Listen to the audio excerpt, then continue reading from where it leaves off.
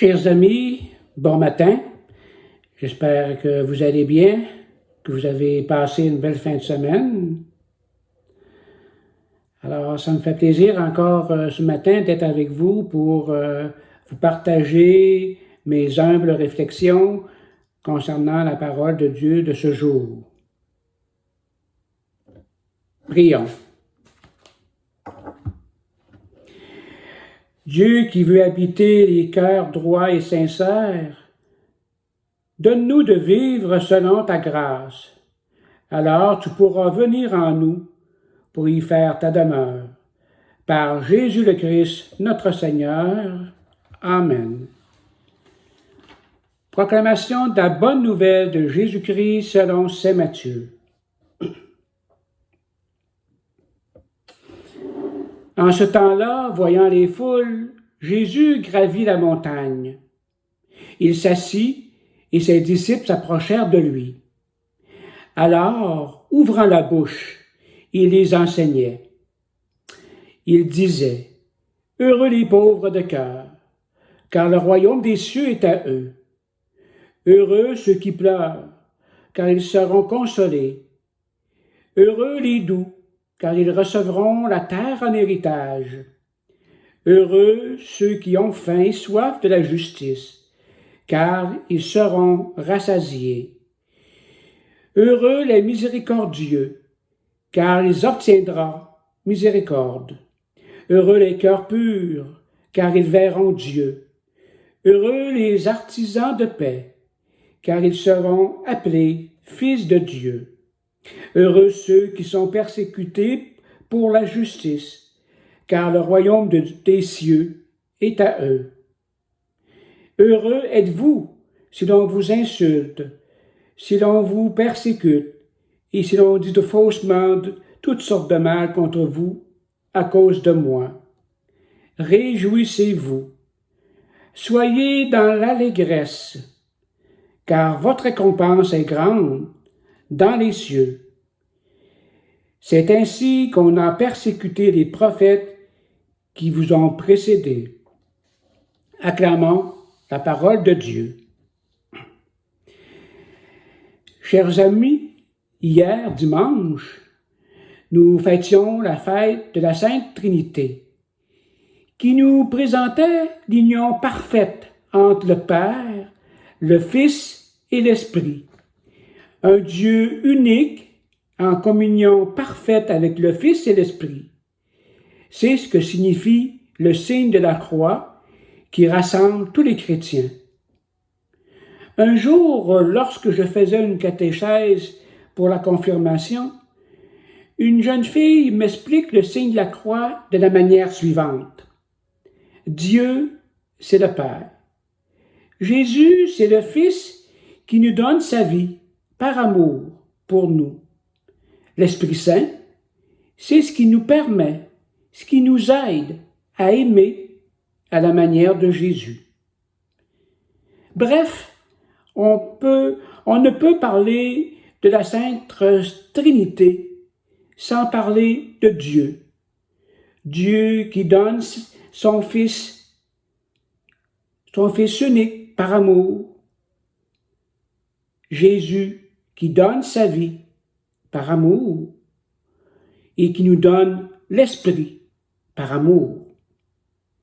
Saint Paul, dans sa deuxième lettre aux Corinthiens, disait dimanche, « Frères, soyez dans la joie, cherchez la perfection, encouragez-vous, soyez d'accord entre vous, vivez en paix, et le Dieu d'amour et de paix sera avec vous. »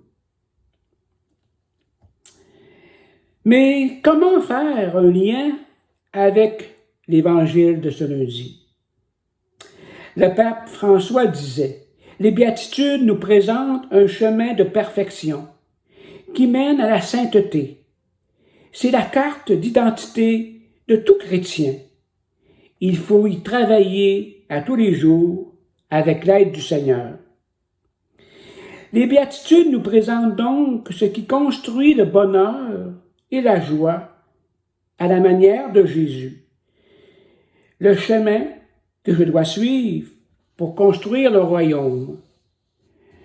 L'Évangile de ce jour vient mettre un baume sur ce que nous vivons en ce moment. Dès le début de son ministère, Jésus nous présente un programme qui nous conduit au bonheur. Ce programme vient de son Père et il l'a lui-même respecté à la lettre. Mais ce programme n'est pas d'abord une liste d'actions à faire. C'est d'abord et avant tout un chemin spirituel que nous présente Matthieu dans son évangile des Béatitudes. Un chemin spirituel touche d'abord à l'être en devenir, sa personnalité, l'ouverture de son cœur à l'accueil en toute humilité du chemin que Dieu nous propose.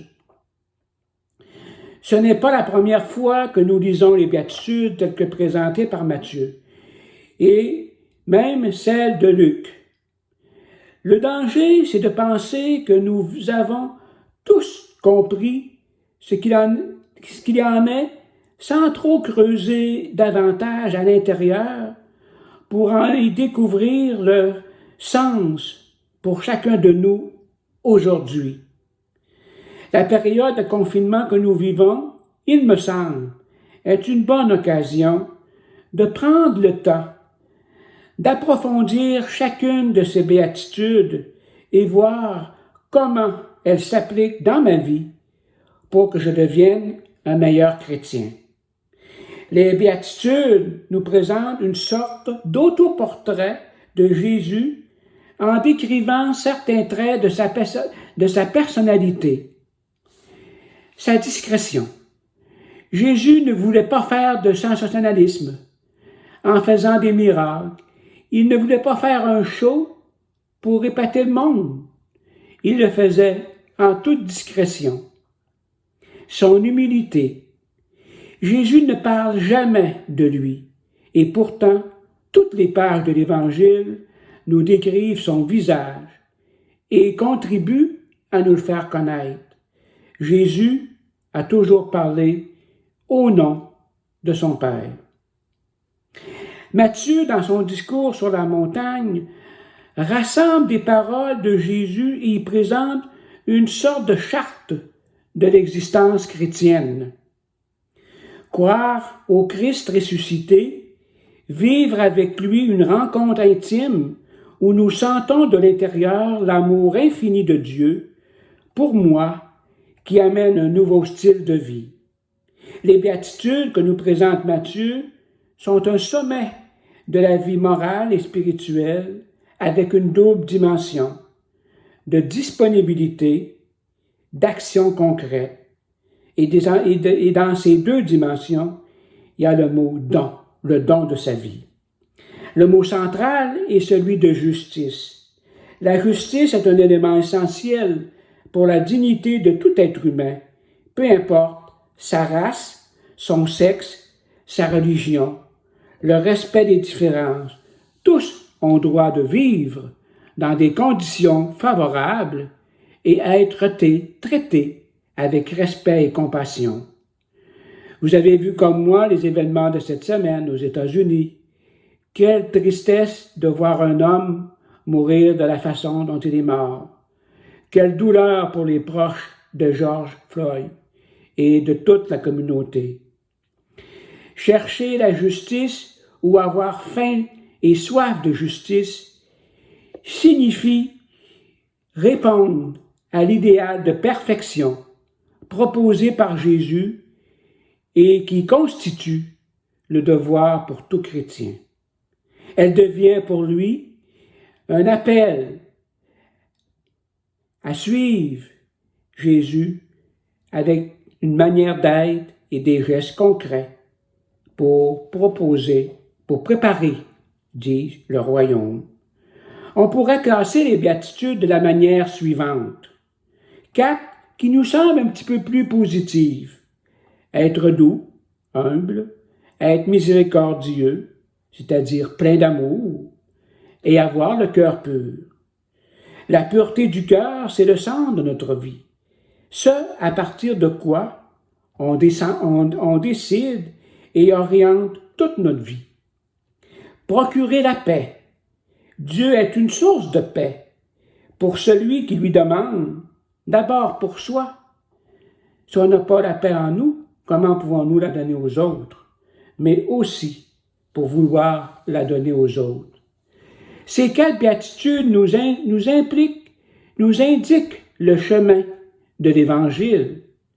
Être rempli de douceur, d'humilité, de miséricorde et d'amour. Si nous n'avons pas ça, comment voulez-vous que nous soyons la source, le témoin de l'Évangile du Christ? C'est ce que Dieu nous demande. Tu aimeras le Seigneur ton Dieu de tout ton cœur, de toute ton âme, de toute ta pensée et de toute ta force. Puis voici le second. Tu aimeras ton prochain comme toi-même. Il n'y a pas d'autre commandement plus grand que cela. C'est ici mon commandement. Aimez-vous les uns les autres comme je vous ai aimés, disait Jésus dans Jean 15, 12. 4 autres béatitudes qui nous semblent un petit peu plus négatives si on ne les interprète pas de la bonne manière. Heureux les pauvres, heureux ceux qui pleurent, ceux qui ont faim, ceux qui sont persécutés. Le Seigneur n'est pas en train de nous dire qu'il faut être malheureux, pauvre, persécuté et malade pour hériter du royaume. Mais c'est surtout, il ne s'agit pas de situation matérielle, mais spirituelle. Le fait d'être riche ou pauvre n'a rien à voir avec le royaume de Dieu. C'est un état d'esprit. Heureux est celui qui a un esprit de pauvreté, c'est-à-dire que pour lui, la vraie richesse, c'est celle du cœur et non pas ce qu'il possède. Avoir faim de justice et de paix, c'est avoir dans sa vie un désir, une volonté, un projet pour un meilleur partage de toute la richesse, pour la dignité de tout être humain. C'est ce que Jésus, par son comportement envers les pauvres, les malades, les pécheurs, a voulu nous enseigner, qui vient manifester cette tendresse de Dieu pour les exclus. Le chemin que nous devons suivre pour marcher à la suite de Jésus, qui nous est présenté par les béatitudes, est un chemin de perfection qui mène à la sainteté, mais qui ne peut se réaliser sans la présence de Dieu dans notre cœur et l'écoute de son Esprit Saint, qui nous donne la force de se donner sans mesure pour un monde meilleur. Chers amis, c'est un chemin pas facile, comme je viens de le dire, mais à chaque jour, nous y travaillons. À chaque jour, on grandit un peu plus dans cet amour de Dieu. Je vous dis sur ce, bonne semaine, à une prochaine, et à très bientôt dans nos églises, je l'espère. À la prochaine.